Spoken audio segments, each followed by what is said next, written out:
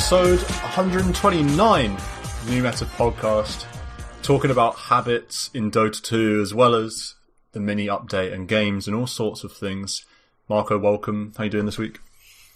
Doing good. Nice. Off to a great start already in this pod. Positivity. Yeah. Adam, how are you doing? Are you well? I am doing good. Nice. As Marco said. Yeah. Actually played a bit of Dota this week. I played some Dota with you this week. Six games. That's kind of normal almost. Wow. Yeah. Very cool. How much packet loss? That's the real question. Yeah. Some packets were lost along the way in every game. It happens, but no ranked for me. Yeah. You can't be playing party ranks with packet loss. That's just a step too far. Poor Adam having to play on ping, being bullied into EU West most of the time. Sometimes, if it's a two-stack, if it's ever a duo, I do the right thing and go NA, or I search both sometimes if I'm feeling cheeky. But Did you get packet loss on NA? I think one game I did, and one game I didn't. I don't know. I think that's the biggest impetus for trying to find employment and moving out is to have my own internet connection. Yeah. Singapore has the fastest internet connections in the world. I learned that today. Oh, thank God it's got a major coming there then. Yeah, maybe that's why they've chosen it. There you go. First things first, let's talk about the mini patch 7.28c and then we'll do our games. Few changes, nothing major. Marco, do you have any things to call out? Some of the bigger changes that are maybe worth just mentioning or something that you're happy to see? Yeah, I mean, you could have guessed about 80% of these heroes that would get nerfed slightly. Most happy to see the Beastmaster nerf. Me and you have both said in your pubs it feels like Beastmaster has an 80% win rate. But now the big change is its boar movement speed is much slower every level, or quite a lot slower every level, and that makes a big difference because now in the lane it's going to be much easier to chase down and kill. And Beastmaster's all about the boar, so that's cool. The Earthshaker one I would also flag as super big, that the shard, so you press fissure and then you can aftershock, like enchant totem, and the aftershock applies around the fissure. That now stuns for half duration, which is a massive just boom. That's a lot less time you're getting chain stunned from the pos 4 Earthshaker that's in the other side of the map. That fissure. I remember watching Secret, they had Yapsol playing Shaker so much, and he did so much work with this fissure and Aghanim shards, just stunning people in place for so long. Yeah, so that's you're seeing welcome. POS 5 Earthshakers get and Echo Slamming, not even in the middle of anyone. They'd fissure an Echo Slam on the side just to get the AoE Aftershock, stun lock, and that's just not what you want Earthshaker to be doing. Yeah, you could be stun locking 3-4 heroes from 2000 range for 4 seconds. So it's good sizable nerf. And then other notables, who would they be? Do you have any notables, Adam, other than the ones we've mentioned? The big Treants attack slower. The Nature's Prophet rat potential and just general annoyance potential has been reduced. That's good because I don't like that type of gameplay unless I'm the one doing it. So yeah. They removed Break on Vendetta, which is quite annoying. That means that Nyx counters less heroes. That's been pretty relevant to 2 of my most recent games. One where I played Nyx, which was a fun ride. We learned that one after you picked it. We were reminded of it. Picked it Nyx against Bristle, and then I was like, oh no. And it's funny because I just played a game where we had a Nyx on our team against Bristle, so I didn't learn, even though I just experienced it the game before. So that's me being silly. I would say also that the Ricky changes are really big, so Tricks of the Trade Scepter no longer increases the duration, or I've said that in a weird way. Basically, Tricks of the Trade duration isn't increased by the Scepter anymore, which is a massive change, and the 25 talent is now -4 seconds on Tricks of the Trade rather than -6 seconds on the cooldown. So that's big changes, and Ricky's win rate's been tanked quite a lot because of it. Yeah. I don't see anything under Nyx Assassin about Impale cast point being like a second more. Then why did you miss all those stuns in our game stand? I knew you were getting in a flame. You did it so well that I didn't even catch on until you started saying the next bit. But I thought there's definitely going to be a mention of my Impale success rate in the Nyx game. All you need to know is, if you're ever doubting my Nyx, come to the Discord, go into the video highlight section, search for the Wombo combo video. That's all she wrote. And you can see Adam's true amazement at my Nyx. Forget the fact that Jakiro's done like 10k damage with the macro pyre. Forget that part and just concentrate on the Nyx spells. It doesn't even matter. We won the game, and you hit that one, and that's the only one you needed to hit. Yeah. You know what I mean? There you go. Exactly, yeah. It was pretty funny, though, just because weren't we lane partners? Yeah. Yes. Yeah. And then it was like, you just, all the time, it's like, dang it, why can't I hit this? Why can't I do this? And then you canceled a meteor hammer on a creep blade one time, and just like, you're struggling. Yeah. Adam was dead, and he was like watching me go around trying to push a wave with meme hammer, and then I channel it for like a second, and then right click to walk out and cancel. And I just hear Adam on comms like, Stan's struggling at Nyx. Yeah, I was. But all that counts is that green, that beautiful green on the profile next to that bug. That's all that matters. I'm relatively happy. Void Spirit base damage reduced by 2 is fine, and then puck damage range reduced by roughly, 2 damage, I suppose. And the Waning Rift damage has been reduced a little bit at higher levels, and coil duration's been... Coil Scepter stun duration on the break has been reduced by half a second, so that's quite a niche change to Dream Coil. The break stun duration being reduced, so... if you're breaking Aghanim's Dream Coil, which, let's be real, is going to be level 4, so I think being stunned for 4 seconds rather than 4.5 is, you could do a lot worse to Dream Coil. Because it's already BKB, like, piercing. Yeah. 4 is pretty much the same. Yeah. So, those changes. Some changes to OD, not going to go there. Why was Shaman Shackle... Oh, it's the Shard cast range. Okay. I was wondering why, why it needed to be nerfed. Is Shaman that big now that you can get these... I mean, the Shard seems pretty good. That you can just make those 4 little serpents. Yeah. Kind of push and stuff. People use it to farm and stuff. They shackle for, minimum duration and cancel it. Just for the wards and farm and funky stuff like that. Does it boost cast range? Or is this... Oh, okay. So this is the reducing the cast range bonus. This is the bonus, yeah.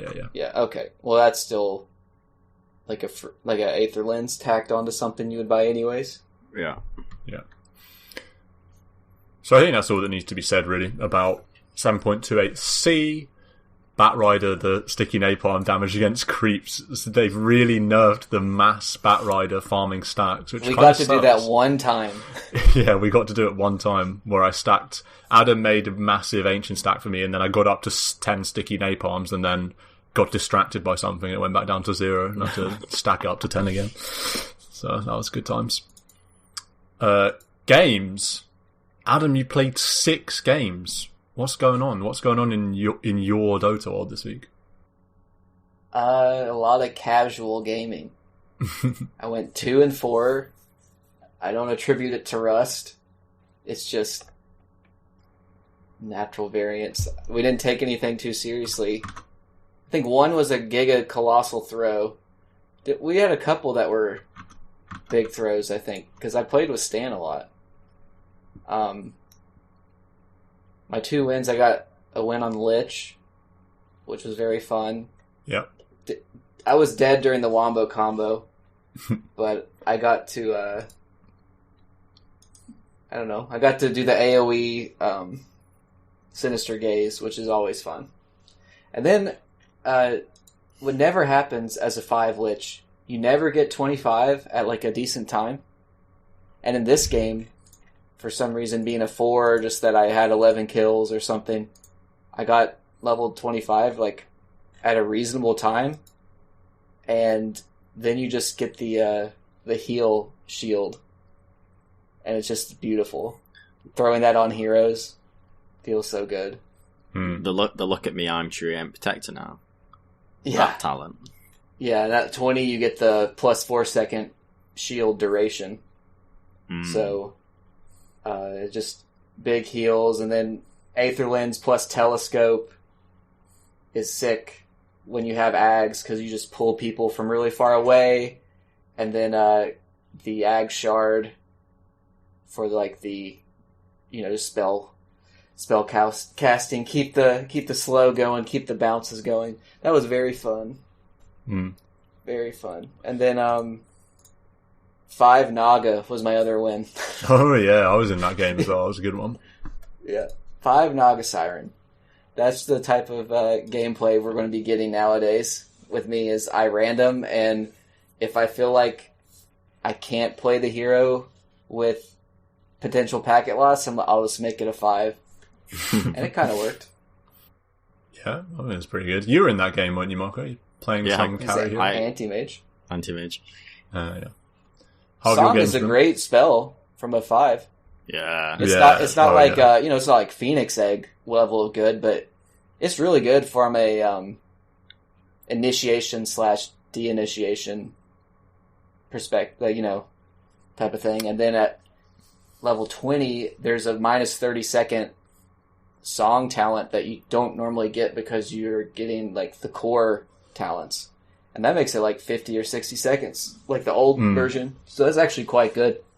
Oh man, Song of the Siren is such a good spell. I remember, I don't know if Marco remembers this too, at, I believe, Dream League season 12 or something, the one that we went to live, and it was Secret versus EG in the grand final. And in the final game, I want to say it went to 5 games or something. No, that Birmingham was EG Secret 5-game series. Oh, I think that's what I'm thinking of. Yeah. And Nisha played Naga Siren in the last game and, farmed out of control. Yeah. And S4 was playing Doom. This was when S4 was on EG. And every time they initiated with Doom, Nisha would song, they'd disengage, and then they'd fight. Now EG don't have Doom, and it seems impossible for them to fight without Doom. And I remember watching that game thinking, I've never seen Song used so well. It just feels like it seems broken. They're making Song look so broken because every time EG go for this big initiation with their long cooldown spells, all they do is Song and disengage. Either they're going to fight 5v3 because only like 2 or 3 EG heroes have BKB, or they're going to disengage and then now EG just don't have spells. So yeah, go watch that game if you want to see a good Song usage, and if you want to see Naga Siren farming a lot. Or rewind about 8.5 years to TI2 The Play, and we'll see Song doing work there. Didn't Song fail, and didn't they get wrecked? Oh, because it was a counterplay. Yeah. Yeah. So you see Song, how to beat Song from The Play. Yeah. Well, Marco, gams in the week. Quite a lot in the last few days. I hit a peak, and then I'm about net 4 losses down from a kind of a recent high. It's funny, if you listen to the pod, you'll know that we've got soft spots for position 1, 2, and 5, and we've got non-soft spots for position 3 and 4. My experience in the last few days is goddamn position 4s need to fucking learn how to play. I've had some griefy 4s. It's the position where you Q all rolls, or you Q 4 and 5. It always feels like there's someone who's playing off position and it's 4, and you can tell because you could, in some of my games, you'll see someone, it says Divine 5, but they've got an Immortal badge, and that means they're playing a role where they've got lower rating on it. Yeah. And so it's like, it feels like they're just farming tokens, kind of, and they're just dog. And the Provision 4s, we've said it before, I feel like they just play their own little game, do what they want, pick who they want, just so whimsical. So I have had a position 4 Venno, which I made Stan know in text how upset I was about, because it was just dog trash. I even did some research. I was like, is this a position 4 hero? I went on Crit's profile, public and private, public and professional. He's got about 2 games of Venomancer in his like professional career. It told me if Crit's not played it, it's not a position 4. And my game had serious evidence for why Venno is not a position 4. It was a total grief, just fed. It would be better if he just sat in the base or if he abandoned this kind of thing. Genuine. It's really frustrating. I had some like kind of potems who were a bit shit, like, oh, here's a skill shot hero, like, ooh. Sometimes you get some class position 4s, but often, yeah, you just get some, I mean, grief is harsh, they're just kind of useless players. Yeah. I had a position 4 Barra, I think. Maybe this was in a party game, I can't quite remember, I think it was in a ranked, just charge around and feed in, and when someone's got about 12 deaths, it's kind of detrimental. So that was frustrating. Had a game which we lost in 13 minutes because of side lanes lost and we abandoned. 13 minutes? Yeah, that was abandoned. Someone abandoned. It was actually phenomenal. I was having a great time mid as Timber. Never played Timber. It's like, what? This is exciting. Lane's going great in the mid, just enjoying myself. I look up about at 10 minutes because I've just been like really head down Timber, I'm just farming. I look up at 10 minutes, like 0-6 in the off lane, 0-6 in the safe lane. Everyone's just frothing at the mouth. And then I'm like chatting my hardest, being like, can we at least try? Just try and win, try and play. Timber, I've done really well mid. Let's just have a go. And then someone abandons because there's just been so much turmoil that, abandon and lose. So that's sad. And then, lots of Quap and Void Spirit again. That's the flavour. Nice. Puck. If I get Puck, that always feels good. I had the dream scenario yesterday where I queue all rolls for tokens, get off lane, which is pretty common. My off lane says, can we swap? Get the mid on a 4 token game. Oh, so that is beautiful. That's beautiful. And then it was a Puck, and then we stomped every lane. I was against a Jug mid as Puck. Cast spells, hit Jug will have a rough time. Kill the Jug. Just total stomp. So that was cool. And then, other theme, if you've got anti-mage, you're going to lose the game. That's happened to me a couple of times. No one can play anti-mage. I feel quite familiar with the hero, and turns out no one else is. It's a guaranteed loss, despite being very far ahead. And then, it's all kind of, it's okay, we're holding. Nice. My experience is somewhat similar to you, somewhat different. So definitely the Void Spirit flavour is the same as you, but I would say my Void Spirit, I'm on a 3-loss streak on Void Spirit. Oof. And 2 of those losses this week have been against mid AM. So if you want to find people that know how to play anti-mage, you've just got to just shed off like 1.5k MMR or whatever. And then come and watch the Divine One boys play the mid AM. Forget safe lane AM, mid AM. And interestingly, both of them, so one was ranked, one was unranked, the 2 losses against mid AM, but both of them were me picking Void Spirit second phase, because Puck and Void Spirit are so versatile that you can pick it second phase and it's fine. People like to pick TA mid against Puck, but I think it's sort of fine. You still farm, you still recover. You're not going to crush them if they know what they're doing. But at the end of the day, you've got Puck, and they've got TA, so you're just going to win. But I must admit, I struggled against the AM mid. I felt like it was really strong. I didn't know what to do. Bully you out the lane with right clicks. Yeah, he just right clicks you, and you can kind of trade when you've got E and you like use it. You get the physical reduction. As soon as that goes, he just like stands on top of your ramp, and it's really hard to. You've just got to ship tons of regen, and even then, you just like bad.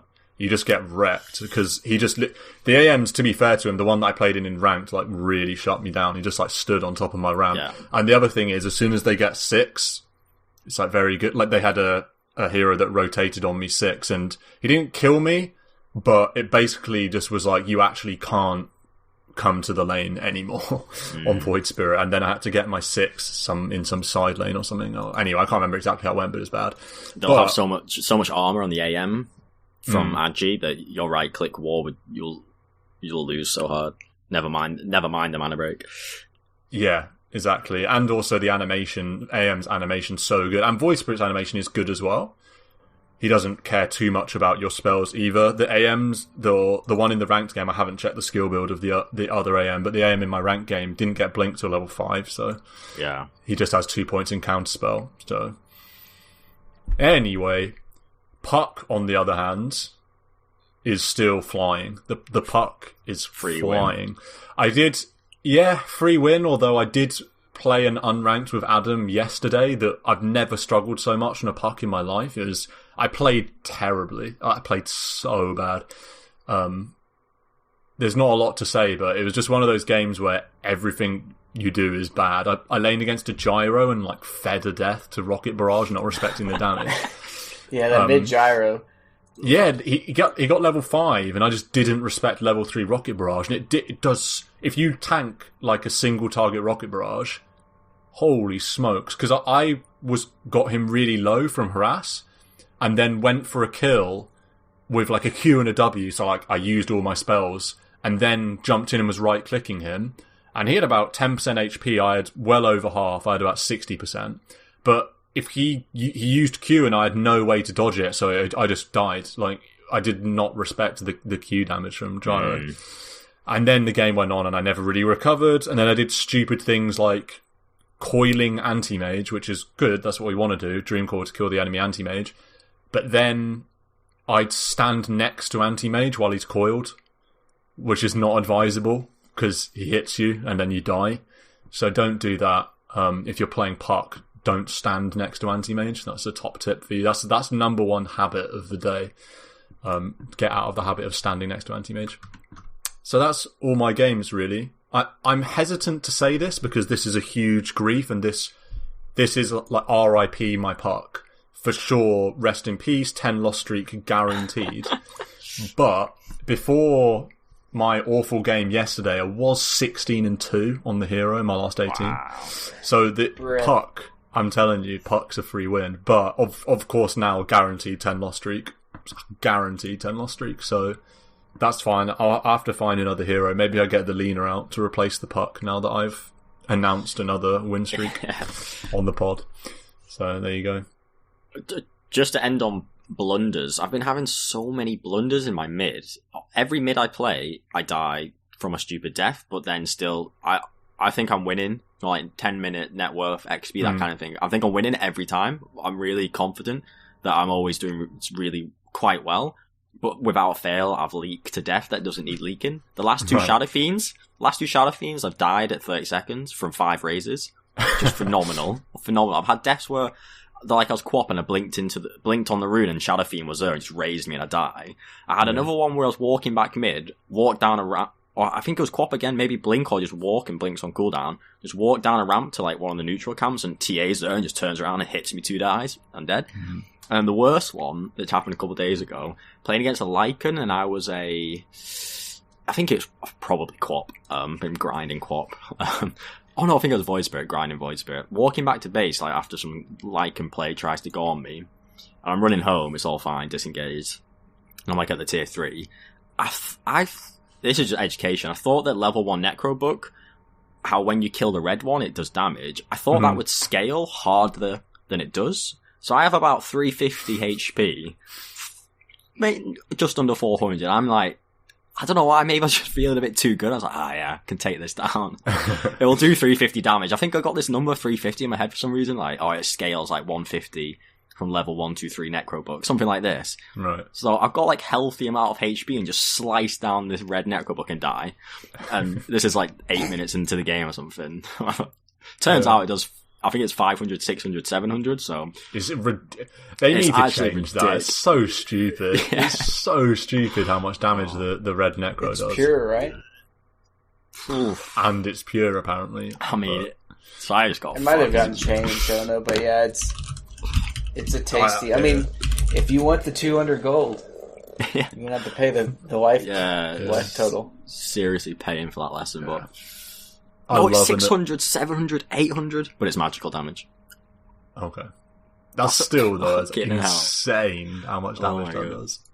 I love an early death to SF. I absolutely love an early death to SF. That's like bread and butter mid lane gameplay right there. Just get triple raised easily. It's like you start the game, go, the only way I die is if I get twatted in the face with 3 raises. And then somehow it manages to happen without fail. It's like, what are you doing? Do you remember the 1v1 I had at Birmingham? Yeah. That was so funny. The biggest choke of mankind. I put the choke down to settings because of I couldn't.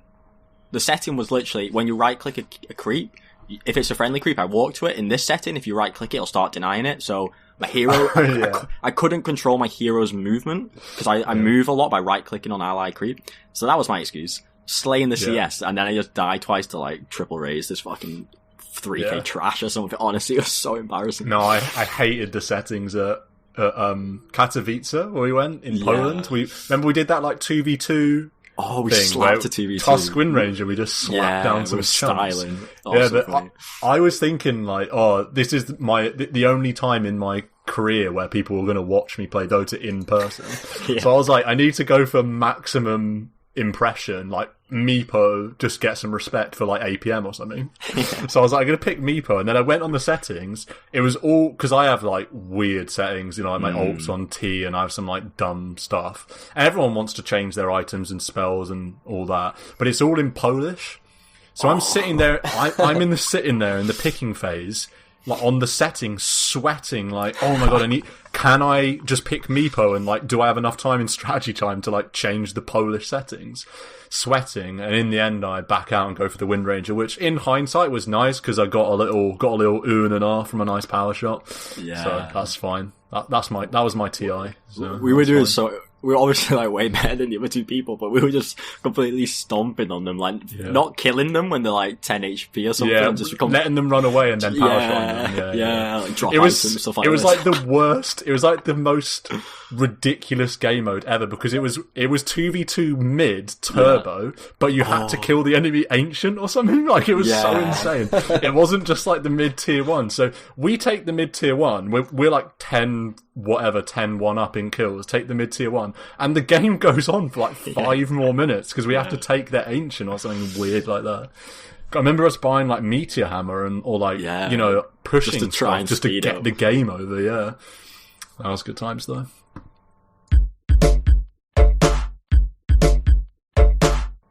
Marco, I'll let you begin. What habit are you going to instill in us noobs first? Well, most of these are quite casual habits, not massive. You will have heard it before. Yeah, you'll have heard of all this kind of stuff before, but one of these, quotes, habits is really very important to taking your game to the next level, whereas the other ones are a bit more kind of nice to haves. And that's the minimap one, so I feel like maybe we start on that because the hardest hitting habit, and then the other ones are a bit more kind of tame. Interesting, yeah. There might be room for discussion as well because it's such a. You can extrapolate upwards from looking at the minimap. Do you know what I mean? Like, go on, you go on, go. And then maybe so I mean, to me, looking at the minimap is. I mean, there was a Reddit thread people may have seen not long ago talking about this 1v1 of a good versus bad player or whatever, and looking at the eye movement, and this 6k player was looking at the minimap loads, and the bad player was focused on where the hero was in the middle of the screen.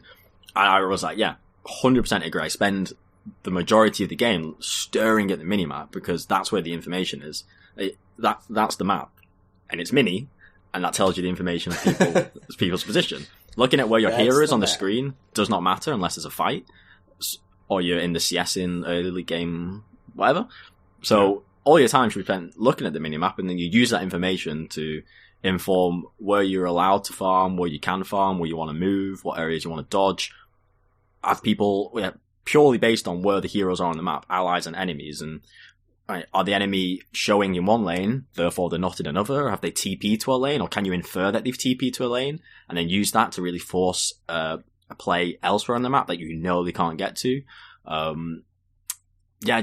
You get all your information is on the minimap for your kind of strategy and your movements, and the habit is, if you can, try and look at the minimap as much as possible. Try and stop looking at your hero and the wave, particularly in the mid game onwards. Try and get away from doing that, and if you it's a hard habit to instill, like, look at the minimap more, but it really is a point that if you've not thought about, could be very worthwhile trying to do more and think about more, because it genuinely, from my perspective, it genuinely is like, controls everything I do mid-game onwards, is the minimap.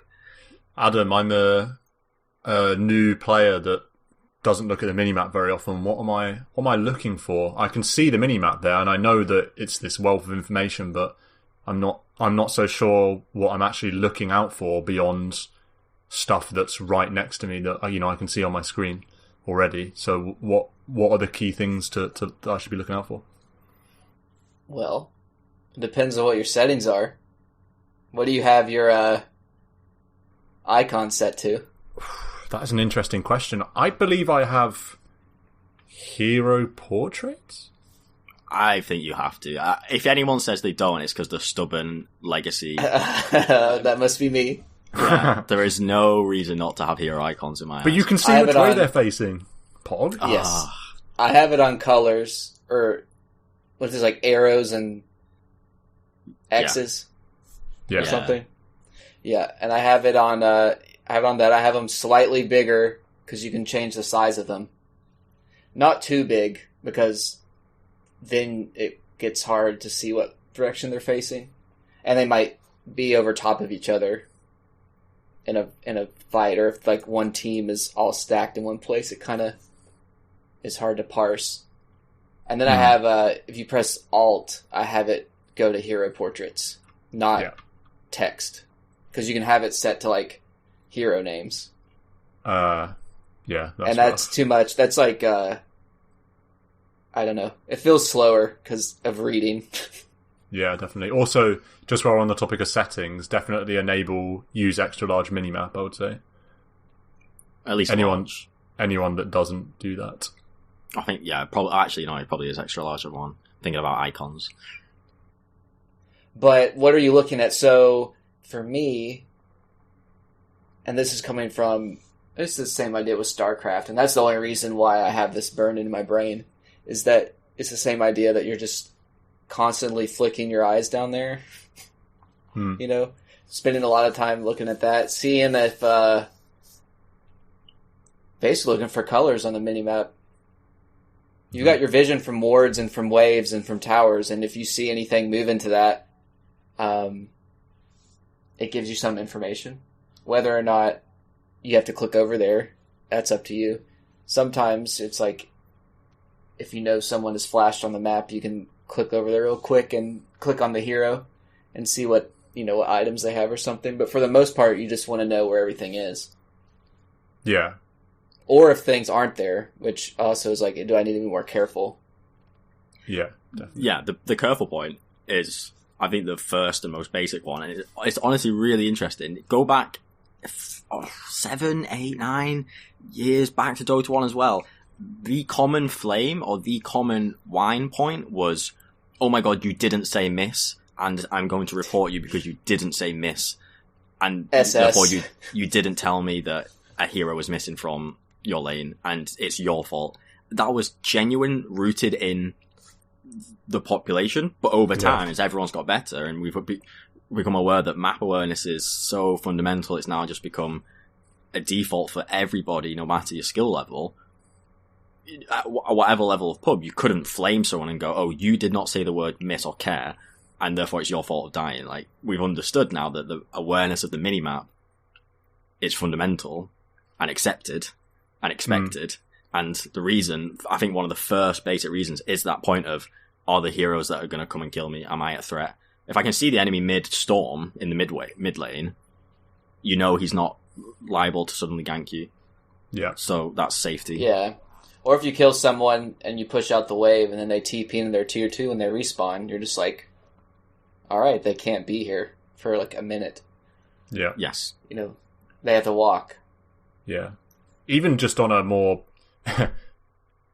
basic level of, in terms of safety, it's incredible how often you will miss heroes walking through the river clearly under a ward because you're just focused on like fighting mid or something. That happens all the time.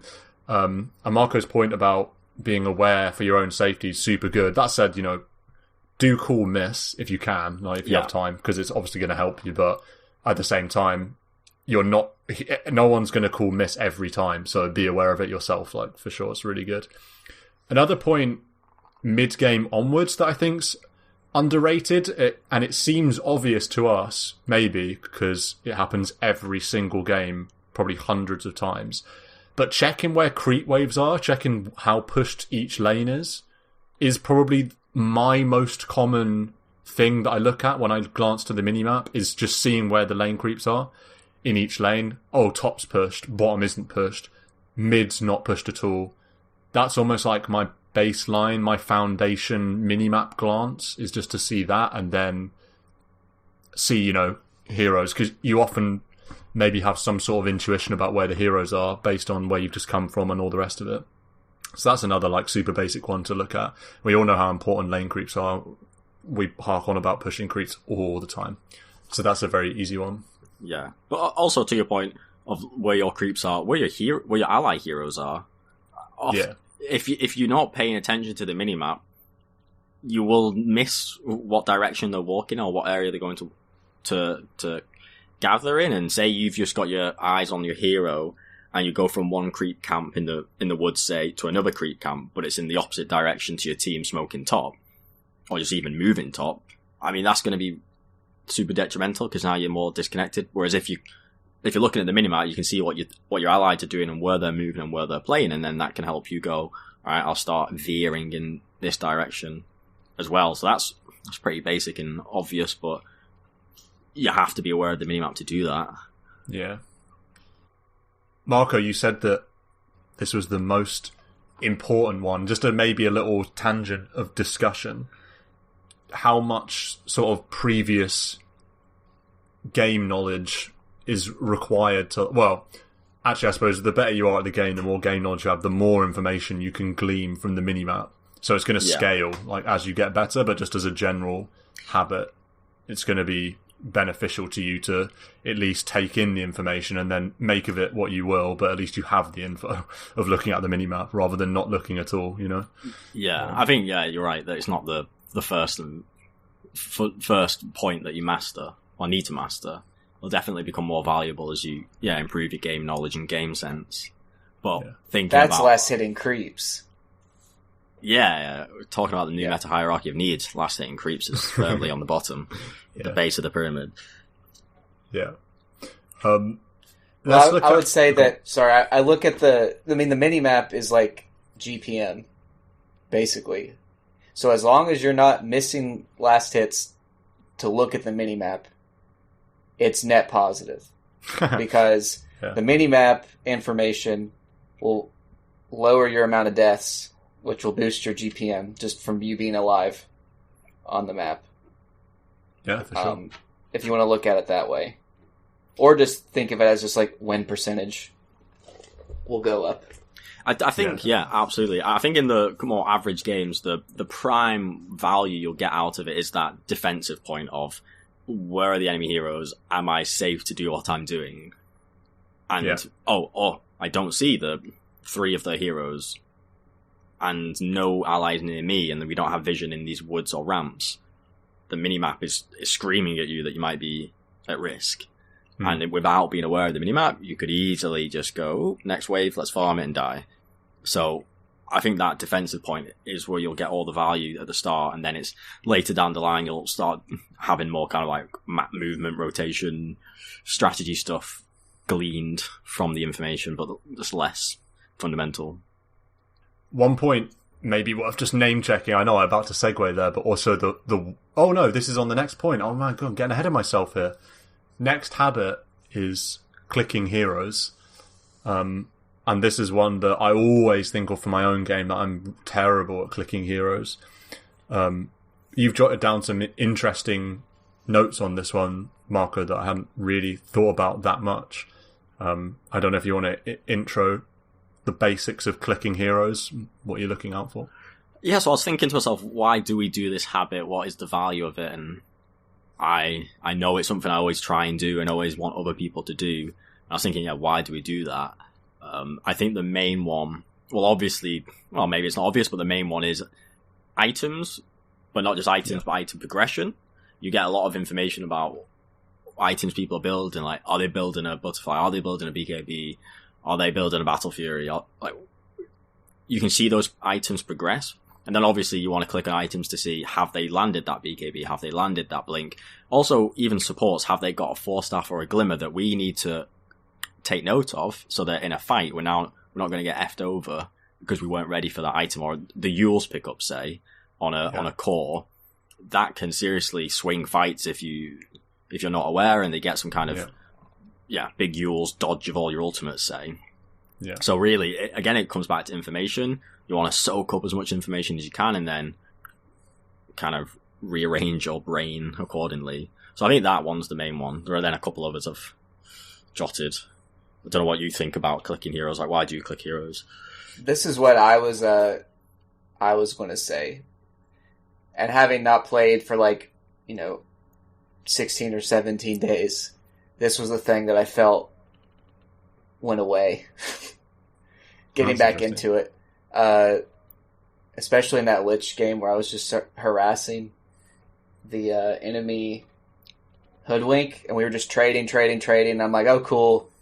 I'm going to come out ahead on this trade, and then he just pops a Fairy Fire, and I die and he lives. I was like, oh, yeah, it would have been good to click on that. It felt like such a feed, and it was like, that is I need to note that. I need to, in the laning, you need to look and see how much region they brought out, and how that compares to your region situation. Or is this a thing where I'm going to be really aggressive and keep trading on them because I got a salve and they don't, or I have a Fairy Fire and they have a Fairy Fire, or I have a stick, and it's stuff you need to know. And I think it's really important for the mid, but it also bleeds over into the side lanes. And then, we won the game. It wasn't that big of a deal, but I think something like that can definitely make a lane go bad. It depends on who gets 100%. What experience and and that type of stuff. And I was like, oh man, I am rusty. And so that's early game items is definitely something that you can click on. And just an aside to clicking on heroes, this is not really on heroes per se, and it's something I don't do because I'm out of hotkeys, but if you watch a lot of high-level streamers, they have the scoreboard on a hotkey, and they pull that. I don't know what you want to call that. Would you call that the scoreboard? Yeah. The thing on the side? Yeah, that's what the setting calls it, yeah. Yeah, and they pop that in and out, and that's a quick way of getting enemy hero level info. The thing with that, though, I don't think that's always up to date. It will update if they've been in vision. Yeah. So if you have an enemy jungle legion commander that you haven't seen the entire game, they'll say they're level 1. But if they pop up in a vision, it'll update. So it's just something, because we have on here checking for level 6s, checking for ultimate levels and stuff, and that's besides just clicking on the hero, you can also use the scoreboard. That's not something I do, but that's a great tip. I think I need to do that. I've never thought about that. Not looking at the scoreboard for levels. Yeah, no, never. That's interesting. That is the only way that I find out levels, because I'm awful at clicking on heroes. Truly, it's my worst habit for sure. It probably is. Well, plenty to choose from, but one of my worst habits is not clicking on heroes, demonstrated by this game that Adam's talking about on Lich, where literally probably 35 minutes into the game, I was considering what item to get, and I thought, I'll get Spirit Vessel, and then I realised I actually don't know if anyone on our team has a Spirit Vessel, because I haven't clicked on anyone on our team the entire game. So then I thought, wow, I've got a problem here. I need to click on some heroes. But looking at the scoreboard, because I have the scoreboard on the key to the left of 1. I don't know what that is, but that key is my scoreboard. So it's really, I click the scoreboard a lot. Mostly to... The tilde? What was it called? Tilde. Yeah. That's the squiggly one. Yeah, I thought squiggle. Yeah, so I use the scoreboard a lot. I must say probably more often for complaining about my carries KDA, but I also use it for levels. But clicking on allies, I'm even worse than clicking on enemies. All I can manage is clicking on the enemy mid as they arrive in lane. That's about the extent to my clicking. So I see whether they have a fairy fire or not, because that is the only thing. I've manned up enough in my early days and died to fairy fires that now I will check for fairy fires, and check if what's just been shipped on a courier, I suppose. Beyond that, I'm terrible at clicking on heroes, really bad. I'm that person that goes on the SF with Orchid and then says, "Oh crap, he's got Yules." That's me. So yeah. Yeah, the how Yules many one's a good times example. have you blinked, tried to doom someone with Lincolns, or tried to blink duel, Yeah. and you're just like, dang. Yeah. I should have just clicked on a hero. Like, I rely on my enemies to ping Lincolns or ping Yules or something. That's usually what I do. So clicking on heroes is a very good one. So if it makes you feel any better, Adam, I didn't know that Hoodwink had a fairy fire either. So. Yeah, that was it's good to have stuff like that happen, because you're like, oh man, I'm out of practice. I need to look at these things.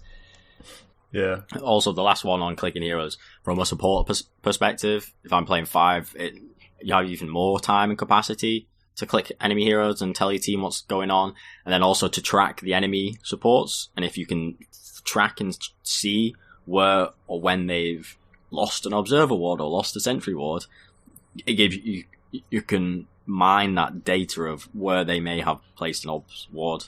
And yeah, so if you're checking items, that's something you can do. Especially that's insanely important. Sorry, go on, Adam. Or just like when you're 5, you've died, you shouldn't be TPing back out the lane.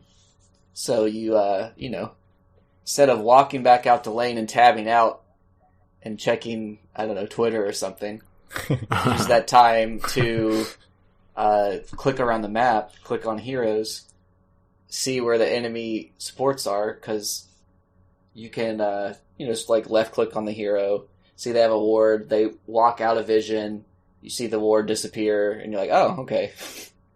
Easy D ward, lots of gold, lots of experience. Yeah. We know how important vision is. It's criminally underrated, and I think it's one of those things that in 5 years' time, we'll look back at this time in Dota and think that vision was like underrated in the meta, at least in the pub meta. Maybe pros, maybe they've figured out the game now, but who knows. I do think that in pro level games, when an enemy 5 is walking around, or 4 with wards in their inventory and they're under vision, my word, all of the players on the opposing team pretty much will be watching with eagle eyes, particularly the position 5 will be watching with eagle eyes in case they drop any ward, because that information is golden, golden information. That can be worth thousands of gold. Literally, it could be worth thousands of gold if you de-ward and get a critical vision control in an area in the mid game, something like that.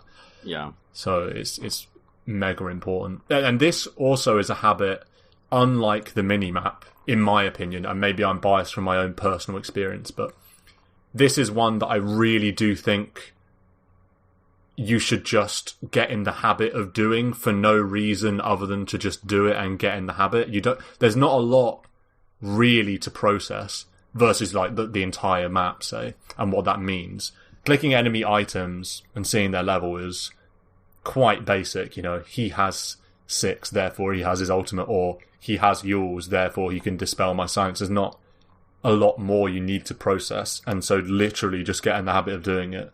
I'm thinking for myself, I really do need to go into a game proactively thinking you will click enemy heroes and constantly reminding myself of that throughout the game. Click enemy heroes.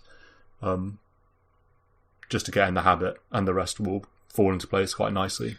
And helpful for your team as well when you can ping items, because someone else on your team might not be aware of it. It's funny when I play ranked, and there'll literally be times where it's like 5 people see someone like this and ping the item.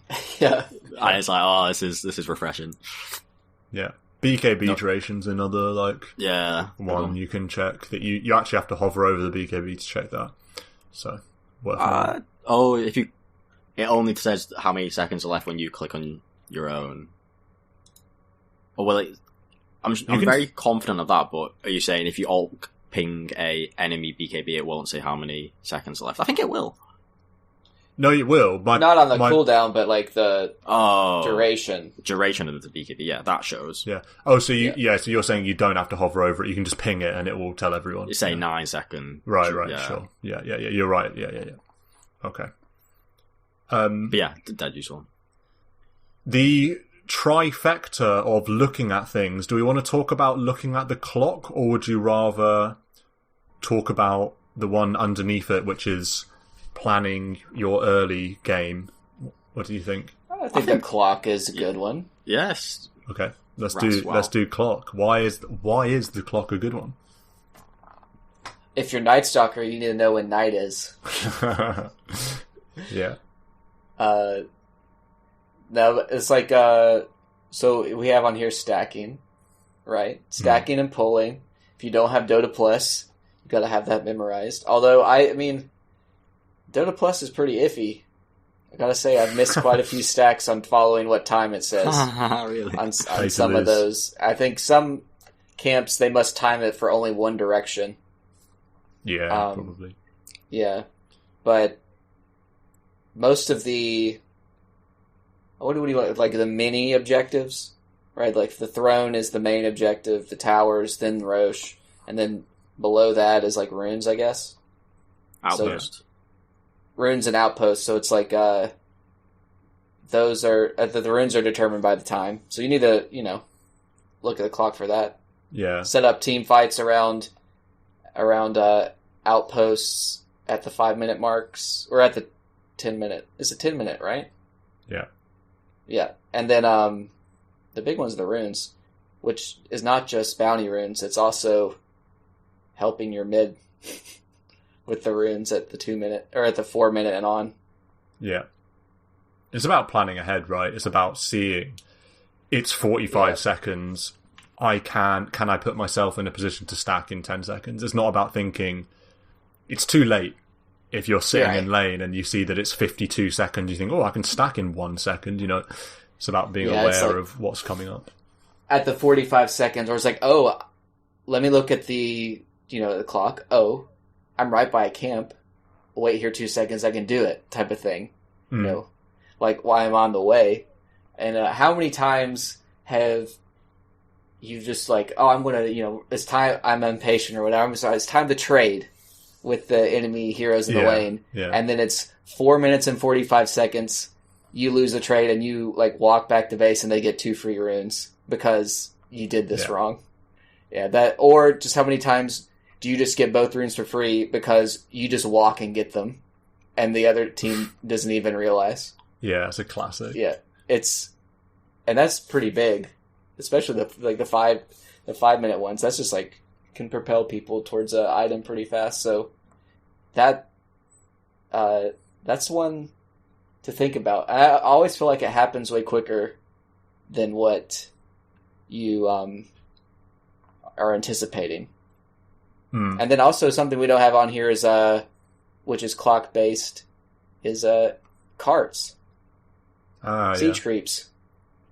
I mean, when do they spawn? 5, 10? 5-minute intervals. Yeah, 5. Is it 5? Those are like, I don't know when, as the double ones at 40. I don't remember. Is it 40 when those for are the now. doubles? Interesting. I can't remember that.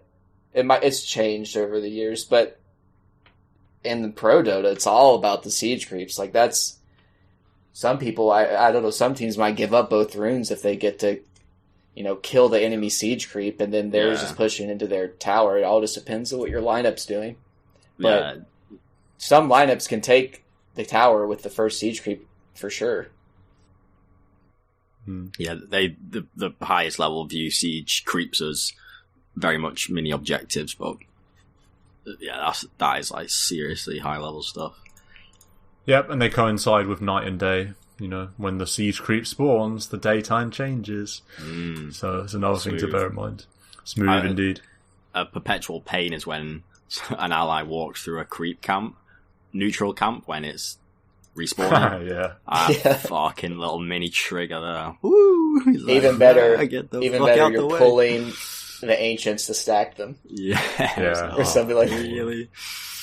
But no, I think a really good habit is that whenever you're in the woods, jungle, neutral areas of the map, can't remember what other names the woods have. Is it you, Stan, that call it the jungle? What is it that you call it? The woods? The jungle? What do you mean, what do I call it? Do you mean what do Dota 2 players call it? Sure. Jungle, yeah. Okay, so the woods.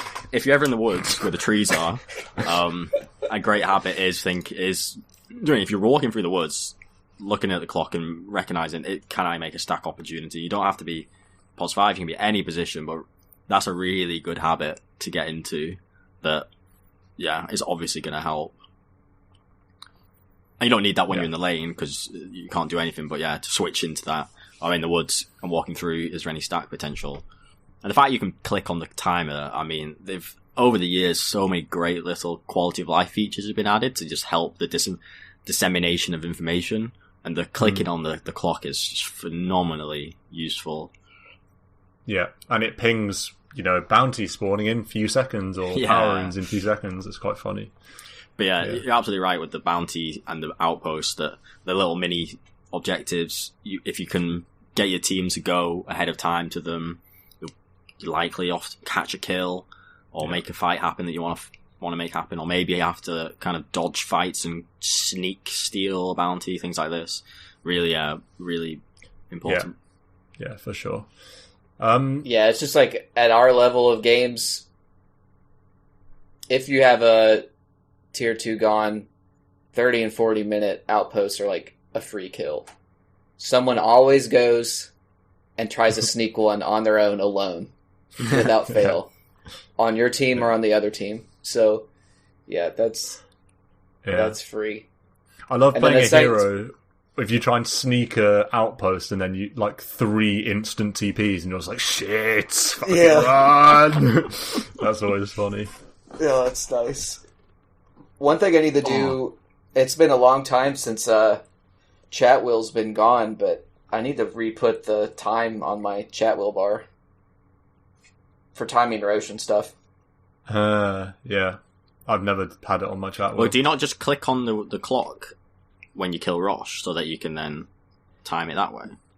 No, I've never done that. I've always had it on a chat wheel. So the chat wheel, it just says the time it is right now? Yeah. Mm-hmm. Okay. That's a bit of a wasteful chat wheel. Well, you got 3 chat wheels now. Yeah, you got a lot. And when it's not a...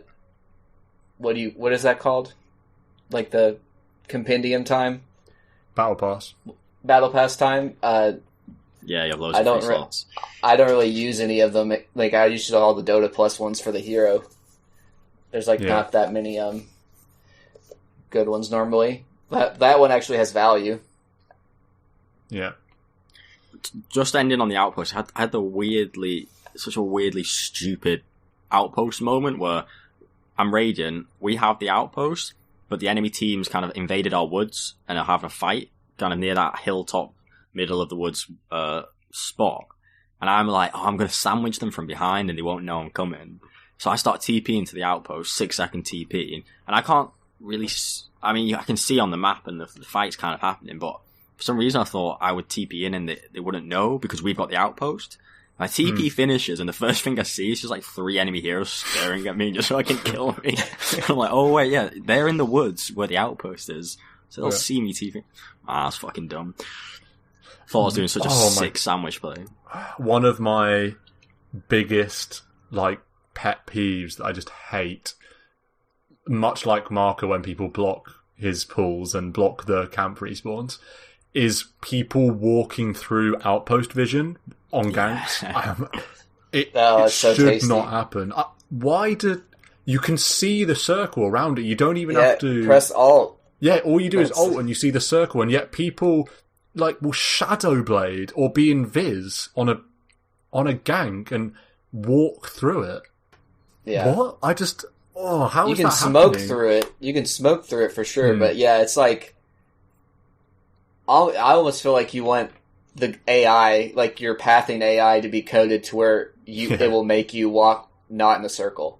Unless you, I don't know, direct it to. Because it's such a... you just aren't even thinking about it. You just turn your brain off. Like, I'll walk over here. Yeah. And you just walk... You just cut through, like... just a little sliver of it. And you're like, well, I've ruined this. Yeah. Oh, it's such a grief. Why it's How many such a people grief. like placing wards just like in vision of the outpost, or stuff like that? Here's a question: Smoke of Deceit. We mentioned you can walk through the outpost. How does it interact with towers then? Enemy towers. They reveal in a certain radius. What's the range? Is it attack range of towers? I think it's a smidge longer Less. than the attack range. Oh, so it's longer. Because I think I feel like I remember looking up this. The attack range and the invis detection range of tower, they might be equal, but the smoke not. Or maybe the invis detection is slightly more than the attack range radius. Maybe something odd like this. I'm testing it in Dota now. Let's see. Yeah, you're right. It's slightly longer. Break smoke. Congratulations. It's about a unit length, maybe a little bit more than the unit length out. That's worth knowing. Don't think you're safe if you're very close to a tower attack range in your When you smoke into a tower and you're like, oh, there's someone here. It's like, oh, we just broke it. Yeah. On the tower itself. Another absolute classic play is the double smoke. That happens so often. Oh, we should smoke, and then both supports ping that they have a smoke, and you group up, and then both players just ping and pop a smoke. I hate that. I don't feel like we can give this last topic due diligence in the time we have remaining. The planning, early laning, and movement ahead of time, because there's a lot to talk about there. How to master Dota 2. Yeah.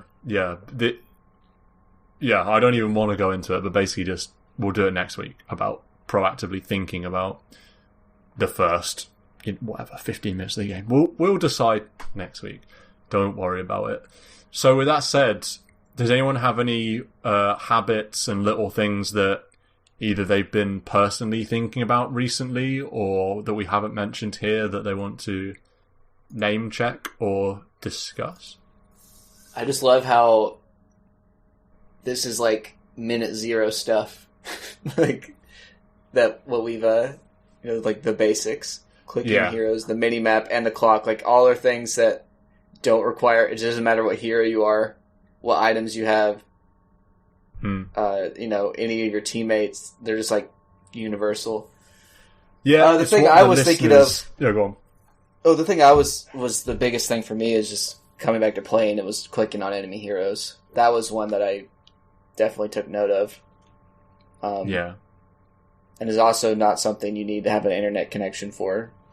It's like something I can definitely work on because it had a direct, result, cause and effect. Didn't click on enemy hero, died and fed. Yeah. These are habits that the Dota listeners and myself need to hear, what they deserve to hear, not what they want to hear. They want to hear high-level habits, but this is the basics. This is actually what makes you better, even when you're, immortal player. It doesn't matter. These things are still super, super important and will make you better. End of story. So... Yeah, because these habits, over time, they become ingrained and they become second nature, and the best players have so much game sense that it's because they let the active brain think into the super key important stuff, and they just kind of subconsciously do all these necessary actions and process everything so quickly and intuitively. But you have to start somewhere. Yeah, I attribute my ease of transition into playing Dota and like relatively quick ascension to all those hours of grinding StarCraft games. You know what I mean? I think we've all benefited from that. Yeah, just looking at the minimap is easily 1,000 MMR. And then more. Yeah, I'm with you that. Yeah, like well, it depends. I guess it depends on where you start, but each it's not just a blanket 1,000 MMR. It's more as you get better and better with the information you parse from it. But just seeing things on the map has to be at least 1,000. And then being like, what do you do with the information is probably more. But just, it's because StarCraft is so punishing and like, oh, I missed one thing flicker on the map, my entire base is gone type of thing. Yeah. And that definitely went a long way to helping with, when you're focused on one hero, it gives you a lot more time of looking around at other places. Because your hero will do things you command it to without you looking at the screen centered on it right in the middle. You can, click around a lot of places and still have the objective that you told your unit to do happen. Yeah. It's so funny that you say StarCraft taught you to look at the minimap, because I was awful at looking at the minimap and stuff. I really genuinely never looked at it. Because you're playing Terran, so you just had the turtle up, and everything came to you. Well, I think that... I don't want to go down the StarCraft rabbit hole. Is that the magic tea, the magic turtle? The magic turtle? Yeah. When I built a radar tower, I was all over the minimap, because I loved a radar tower. But it's because I relied on being attacked. So what I'd do is I'd patrol a Viking, like if we're talking about drops. I'd patrol a Viking in like the drop entrance to my base, and then if there was ever like like some Overlord drop or something I needed to be aware of, my Viking would start auto-attacking, and then I'd get pinged. There'd be a ping. Your units are attacking. And then I'd know. Right. So I wouldn't look at the minimap. I'd just wait for the the ping. Sound cue. Yeah, and then I'd look at the minimap and be like, oh crap, my Viking's attacking something. So I basically did that, and then I'm the one doing Dune drops. And also, to what extent do you need to look at the minimap when you're bunker rushing, really? So that's basically if your game ends at 3 minutes, like... Yeah. It's so weird that StarCraft had fake invis. You could see invisible units. They were just really hard to see. That's such a bizarre feature when you think about it. I remember People would run the game on low res so they could see it easier. Yeah.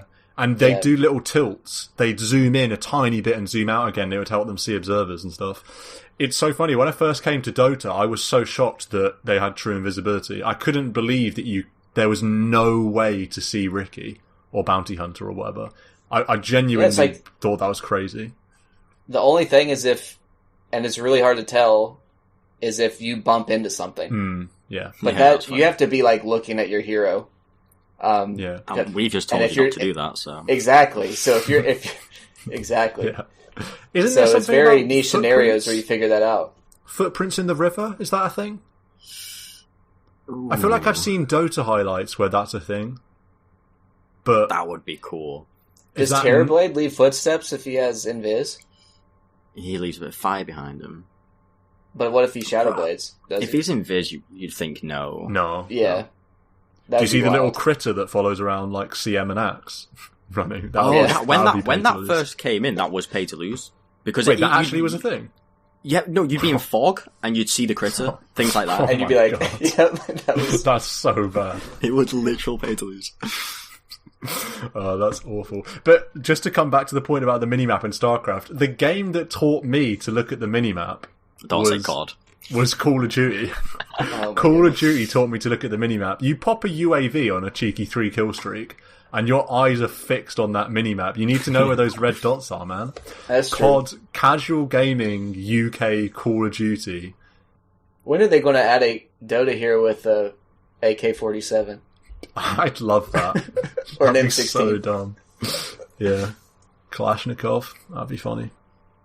Warzone pod next week. I can promise that to the listeners. Casual, new meta casual show. I'm in. I feel like, you talk about when you're playing Terran and you listen for the Viking sound cue. I feel like there's some habits to come up with regarding sounds in the game, but I don't know what they would be off the top of my head, because the sound design is so unique and like top notch that everything, the more you play, like you just know what every sound is, even if you can't name the spells, like you know what it is. That's such an interesting point, actually, because I've got all unit speech turned to 0 in my games. Does that mean that I don't hear your buildings under attack? No, that's that's game sounds, not unit that's game sounds. Okay, thank goodness for that. That's just your units talking to one another. I had a rush of adrenaline there. Have I been griefing myself for the last year with 0 unit speech? No, so that's like, game Stan, sound. help! There's an invis hero around me. Help! And you just have had it turned off. There are times where you can hear things you're not supposed to hear.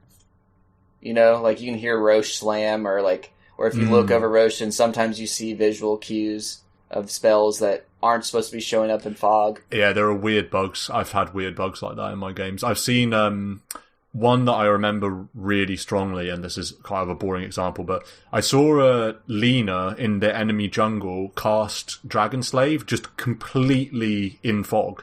It was so weird, just like a weird bug, but it does happen. The classic is the Monkey King jump, which you are meant to hear, but that's a spell that you do hear before it lands. Or, Global Pudge Dismember. Yeah. Or, that one that was sticking in my head yesterday was Hoodwink ult. You hear that go off. Even if you don't, hear her charge it, even though you can't see her. You're just like, oh god. Where's the nuke coming from? Yep. Well, there you go. Some basic but exceptionally important habits to learn from. And we'll be back next week to talk about early laning and movements and proactive thinking and all that good stuff. Check us out on the Discord if you haven't. Link is in the description. And we'll see you again next week.